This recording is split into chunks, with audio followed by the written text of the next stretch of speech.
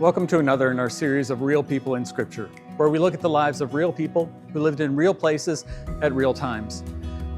Today I'd like to talk about a rather challenging text of Scripture and two people we meet that has caused, me and a lot of other people to struggle a lot over the years. If you don't know the story of Ananias and Sapphira, we read about it in the book of Acts. Now a man named Ananias, together with his wife Sapphira, also sold a piece of property. With his wife's full knowledge, he kept back part of the money for himself, but he brought the rest and he put it at the apostles' feet. That doesn't seem like a big deal, does it? I mean, it seems like a great thing to do. They were trying to bless the church with a financial gift.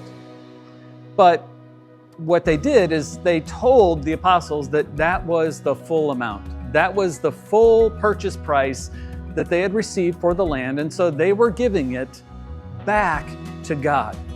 But that wasn't true. They kept that part of it for themselves, and the result of that, they died.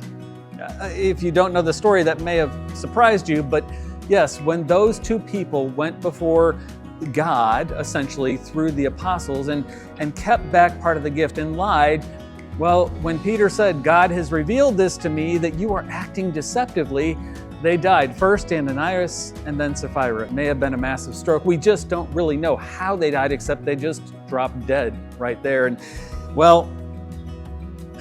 am I telling this to cause you to be afraid? No, absolutely not. My challenge to you when you think about this is to be honest. Scripture tells us in many places that we shouldn't make vows. We shouldn't make empty promises. Our yes should be yes, and our no should be no. When people look at us, as Christians especially, they should look at us as people of character.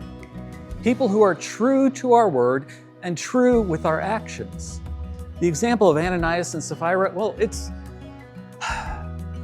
their death was pointless because all they had to do was be honest. There was no commandment for them to sell something and then give all the money. They could have said, this is 10% or 20% or 90%. And yet they lied. They acted deceptively for their own selfish reasons. So again, for us, the challenge is let your yes be yes and your no be no. If you make a mistake, be honest about it. If you tell a lie, apologize and tell the truth. Live a life that truly reflects the grace that you have received through Jesus Christ and His death on the cross. That's the best way, the most awesome way that we can live a life of faith so that Christ is seen through us. Remember, your time is His time, so please use it wisely. God bless.